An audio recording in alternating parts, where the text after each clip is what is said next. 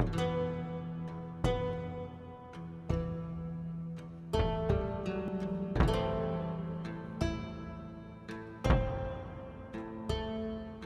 modern vernacular, the concept of East and West often speaks of a major contradiction.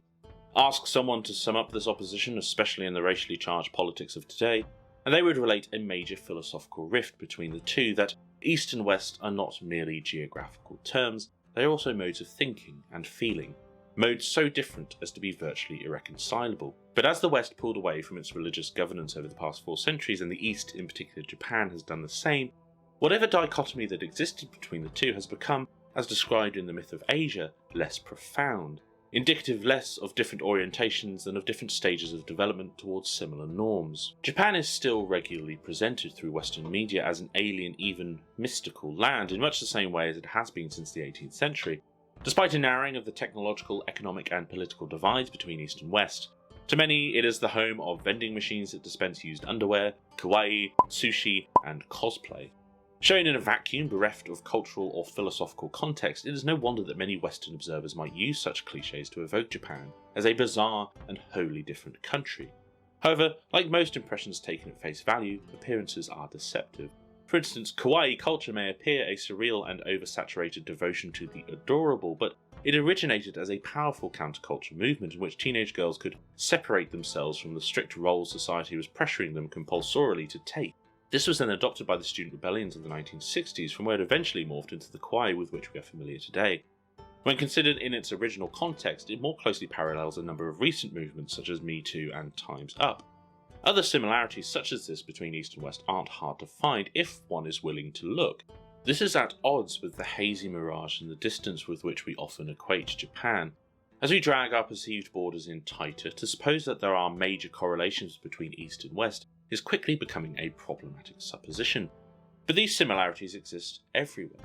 In art and design especially, Western influence on Japan fundamentally altered how artisans produced work in a newly international market, while Japanese imports had a major impact on European artists, all of which then filtered into the Bauhaus, from where a rapidly globalizing world would dramatically alter the artistic direction of Japan in the mid-20th century. While we often view modernism in terms of its European narrative, there is more to its development than a group of German artists, and it is important to highlight the global threads that link us before the insular nature of the modern world makes isolationists of us all.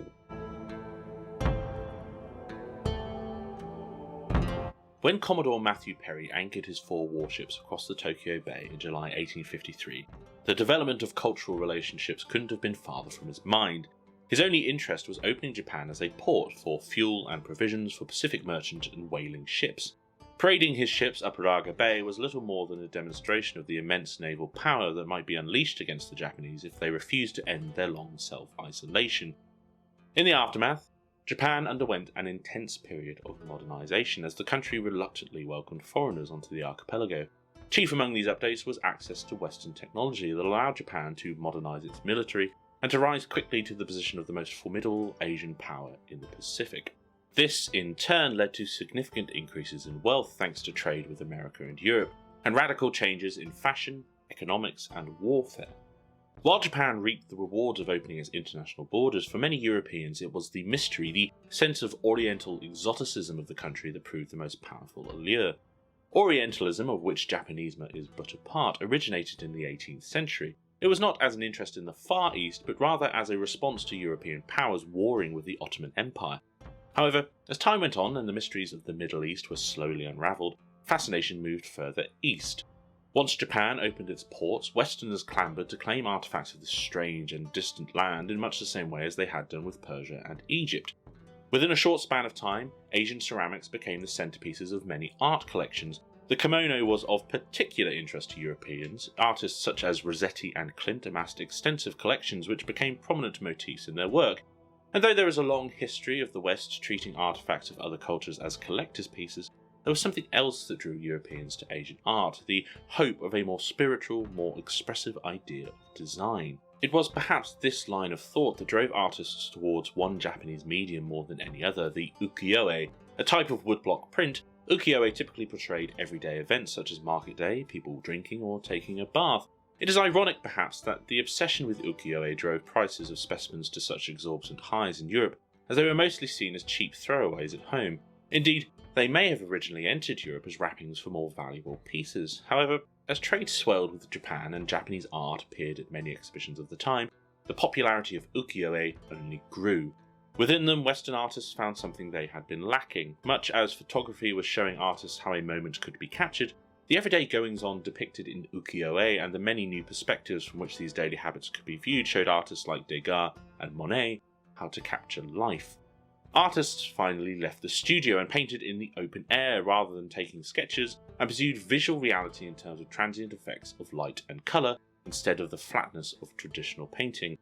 The result was a more vivid style, utilising movement and natural light as opposed to the static nature of much traditional art of the time. It was a movement that would come to be known as Impressionism. This also forced change in Japan, where artists and critics kept well abreast of European artistic trends. Artisans began anticipating European interests and overburdened their work with stereotypical Oriental motifs. These not only alienated many Japanese, but also became unappealing to Western consumers looking for authenticity. The import of new materials such as oil paints and dyes created new modes of artistic expression which drew Japan further from its traditional roots. As a result, Japan only appeared more westernized by a market that was quickly saturated with cheap, ugly ukiyo-e, a fact described in Shimazaki Tozen's Before the Dawn. Edo was no longer the Edo of 15 years ago, still less was it the Edo of bunka or bunsei. Everything was noticeably smaller, poorer in quality, the illustrations cruder, and everything grown flimsier. The weird elements had become still more weird, a tired, late-blooming faciliness tinged with a colouring of obscenity and decadence.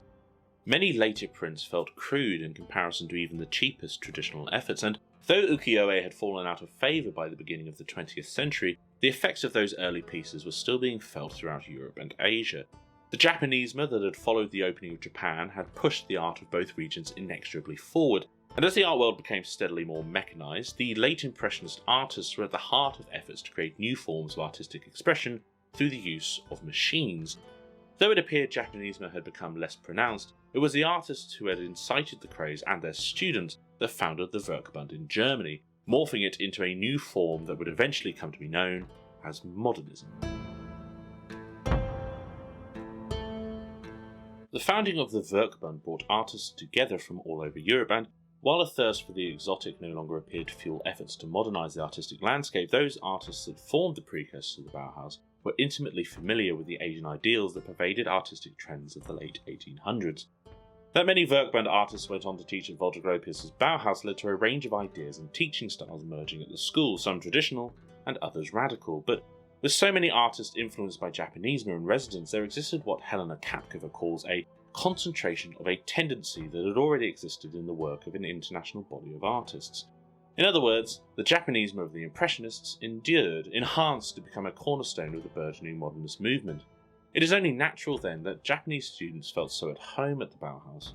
Activities such as meditation and ink painting were common, and reminded Asian students of their native spiritualism, and they noted the uncanny feeling in relation to the Bauhaus modernist space and architecture that reminded them of Japanese traditional architecture.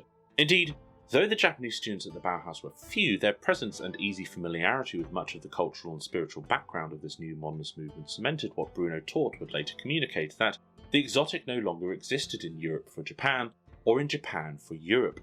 By the 1920s and 1930s, Asian influence in Europe had taken on an element of normalcy. The mysteries with which Europeans of the late 1800s fascinated themselves had dissipated. Japanese artists took an active part in artistic dialogue internationally, and intelligentsias all over the world contemplated Japanese aesthetics and philosophical ideas. The presence of Japanese students at the Bauhaus in itself demonstrates the level to which diffusion had already become commonplace between East and West. Principal in the Bauhaus's Japanese roots was Johannes Itten, a man to whom it is alleged meditation and rites were more important than work. Itten practiced vegetarianism, fasting, unique breathing exercises, and a special form of sexual discipline, and encouraged his students to do the same. While much of his spiritualism was motivated by a particularly problematic interest in Germanic mysticism, Itten still prescribed to many Japanese and Asian principles of study, at least in a practical sense. Itten incorporated lessons from Japanese and Chinese art in his teachings, as well as implementing yogic exercises within classes. He was invited by Walter Gropius to develop the Bauhaus's Vorkas, the preparatory course, in 1919, which all students entering the school would undertake. In Bauhaus and Tea Ceremony, Helena Kapkova describes Itten's teaching thus. In explaining the rhythm of the brush and composition, Itten drew on examples from Japanese and Chinese ink paintings and the calligraphy and artwork of Zen Buddhist monks. Zen paintings were, in his opinion, an ideal example of art that operated through spiritual rather than formal values. In this way, every student that attended the school was introduced to a version of an Asian way of life, as well as being taught Eastern artistic technique and philosophy. It is curious that, in a school founded upon German nationalism, Asian techniques became such an integral part of its pedagogy. However, this focus on Asia, not to mention Itten's Gothic mysticism, did not please everyone. Gropius initially encouraged Itten's free-thinking approach. He delighted in a course that encouraged students to get in touch with their creative selves, meditating on the inner forms of old masters' paintings, and making junk constructions intended to put them in tune with the logic of materials. It wasn't long, though, before Itten's philosophies and indoctrination of many students began to grate upon the Bauhaus's founder. Conversely, Itten resented Gropius's use of students in private commissions and his mission to turn the Bauhaus into a practicing architecture firm, and after a final blowout with Gropius, Itten left the school in 1923. When Yamawaki Ueo and Michiko entered the Bauhaus in Dessau, a number of Japanese students had already attended throughout the 1920s, including architect Ishimoto Kikuji and the artist Nakada Sadanusuke. Eastern influence was still in evidence at the school's second iteration, with Yamawaki Michiko remembering that Joseph Albers looked and dressed like someone who performed the Japanese tea ceremony. Ueo studied photography, while Michiko was sent to study weaving under Günther Stotzel, and as we learned in the last video, it is unlikely she would have had a choice in that matter. The two engaged with many of the Bauhaus's extracurricular activities, especially its festivals. The February 1931 edition was an Oriental night, for which Ueo built a set, while Michiko learned a traditional Japanese dance which she performed dressed in a kimono. While the Yamawakis never worked with Itten, they still felt his influence through the Vorkas. It is clear too that the Asian influence on the school, maintained by the likes of Joseph Albers and Paul Klee, served as a comfort for the couple, while the amalgamation of East and West that formed the cornerstone of its curriculum was a great influence on both of them. The Yamawakis enjoyed only a brief stay at the Bauhaus Dessau, leaving after its closure in 1932, having elected not to attend the Berlin Bauhaus under Mies van der Rohe. By the start of the 20th century, Japan had evolved into a dynamic cosmopolitan country, poised precariously between traditional values and the growing influence of the West. Yokohama in particular epitomized the international nature of Japan in the interwar period. Founded as a port city soon after Perry's opening of the country, it now attracted entrepreneurs, fugitives, traders, spies, and drifters from every corner of the world, becoming a riot of loud Western colours and smells: the odour of cigars, the aroma of chocolate, the fragrance of flowers, the scent of perfume. Yokohama became the focal point of merging Eastern and Western interests more than anywhere else in Japan, where democracy was debated in traditional tea rooms and women's liberation was advocated for while geisha passed on the street. This mounting spirit of collaboration was, however, short-lived. On the 1st of September 1923, a massive earthquake struck Japan, followed swiftly by a 40-foot wall of water that ripped across the shoreline. Fires swept through the wooden structures of Tokyo and Yokohama, and after the ash had settled, 140,000 people would be counted among the dead. The Great Kanto earthquake was then regarded as the worst disaster in Japanese history. In an instant, an atmosphere of distrust and xenophobia replaced the goodwill and cosmopolitan air of Yokohama. Japanese resented Western intervention, while Westerners fired back that Japan was ungrateful. Meanwhile, lost in the chaos were the thousands of Korean immigrants massacred by roving bands of Japanese outlaws in racially motivated attacks. It is interesting to note the parallels between Germany's progression towards modernism in the wake of the First World War and Japan's similar trajectory following a major catastrophe. In both cases, a strong sense of nationalism catalysed sweeping reforms across the country, with artistic trends in particular changing dramatically. It is also interesting that the direction both took in the face of widespread racism was away from the traditional. Yamawaki Ueo and Michiko returned to Japan in the 1930s in time to play a major part in this transition. They found that the Bauhaus had made a dramatic impression on the art world of Tokyo, with Laszlo Moholy-Nagy's from material to architecture already in high demand, and it continues to be a core reference for many Japanese architects today. The book was translated from German by Renishiro Kawakita, who went on to found a study group with Bauhaus alumnus Takechiko Mitsutani. It was this group that eventually developed into the Shikinchiku Koge Gakuin, this school of new architecture and design, colloquially known as the Japanese Bauhaus. In 1934, Kawakita invited the Yamawakis to instruct at his new institution, Michiko to lead the new weaving workshop, and Ueo to teach architecture. The Yamawakis found the school's teachings reminiscent of the Bauhaus, and this sense is something that became a foundation of Japanese design pedagogy from then on. The number of Bauhausler that visited Japan and taught in its schools only compounded this impression, in much the same way as many would flee to America after the start of the Second World War. Indeed, when Walter Gropius visited the new Kurosawa Design School, an institution that owed much to the pedagogy of the Japanese Bauhaus in 1954, he wrote, "Here I have found genuine Bauhaus spirit, the inspirational bridge between East and West." While the school's European roots were palpable, and though much of the work it produced resembled the Bauhaus's output, in retrospect it feels like a reclamation. So heavily did 19th century artists borrow from Eastern art that many of the ideals that returned to the Japanese Bauhaus felt less an appropriation and more a homecoming. Which is not to say European modernism and its ideals weren't evident. Reading Kawakita's opening declaration, one can be forgiven for thinking it was Gropius speaking. Now, throughout the world, the age of technology has begun.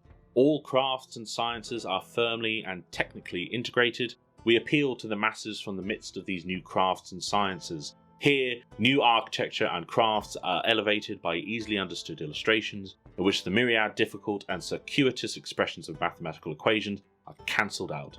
This is a free, al fresco school, liberated from the stiff and formal schoolroom and all old restrictions. When suspicions arose about the school's links to Europe, however, it was unable to secure a permit from the Ministry of Education and was forced to close in 1936. It is another eerie parallel with the German Bauhaus, which had closed 3 years prior following pressure from the Nazi regime. The concept that art, architecture in particular, was to represent the nation and the national identity intensified as the 1930s progressed. The Yamawakis aligned with nationalistic ideals, with Ueo employed by the Ministry of Propaganda, while Michiko worked with the government in fostering a nationalistic image of Japanese women. For all this, though, the work of the Yamawakis and Japan in general appeared almost European. This was no accident. What started as a passive response to satisfy foreign clients was turning into a style that aimed to be universal, satisfying the taste of both Japanese and foreigners. This new Japan, as defined by its xenophobia and militarism, was unsustainable as the country moved into the 1940s. A catastrophic war marked by nationalistic brutality on the part of Japan's armies in the Pacific ended with the bombings of Hiroshima and Nagasaki in 1945. Japanese artists responded to Japan's humiliating defeat by turning their back on the traditional Japanese culture implicated in World War II, instead taking inspiration from pre-war European and American avant-gardes. And while many of their contemporaries embraced Western influence, the Yamawakis retreated further into conservative values. Michiko took on a more traditional role beside her husband and mostly disappeared after the birth of their child. Without the guiding hand of some of the Bauhaus's most prominent Asian students, the didactic approach adopted across Japan was less robust than seen in the pedagogy of the Japanese Bauhaus, reflecting the processes of adaptation and appropriation of outside influences and technology that are a hallmark of modern Japanese society. However, the notion is something of a tautology. Yes, Japan had been heavily influenced by European design, but only after Europe had adopted many Japanese artistic trends in the Japanism of the 19th century. These ideals returned, albeit diluted, in the mid-1900s and represent a culmination of the strange diffusion that, without constant communication between East and West, otherwise might have seen two completely different modernist movements emerge in Europe and Asia.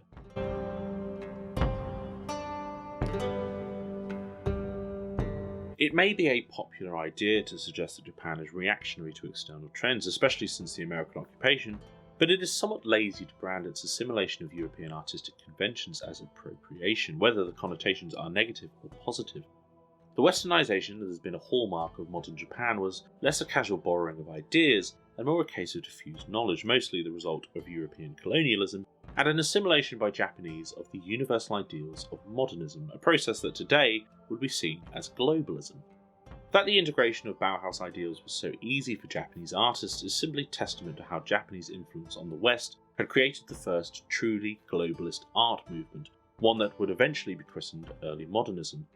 The economic boom that followed the war encouraged major growth in the country and brought Japan back to the cosmopolitan nature it enjoyed between 1853 and 1923.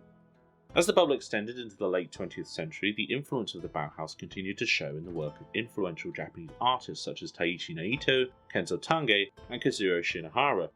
We now claim that adherence to tradition and rigid borders are the roots of our identities, but the truth is, the world is a muddy and heady blend of universal ideals that link us all. History often presents us as a mix of disparate tribes, but as Joseph Campbell said, history is just journalism, and you know how reliable that is. Art has the power to transcend cultural boundaries in much the same way as the stories highlighted by Campbell are universal to us all. It is something we see highlighted in the diffusion between Europe and Japan and the development of the Japanese Bauhaus. Indeed, the story of modernism, whether focused in Europe or expanded to show its global nature, is a narrative of different, often conflicting ideals coming together to form a new, better standard. And if the Japanese Bauhaus teaches us nothing else, it demonstrates the value of different perspectives in the conception and development of ideas. Modernism is not a European construct. Over decades of diffusion between East and West, it has become what we know it to be today, and it shows us that, on a fundamental basis, no matter how much we try to deny it, we are all intimately related.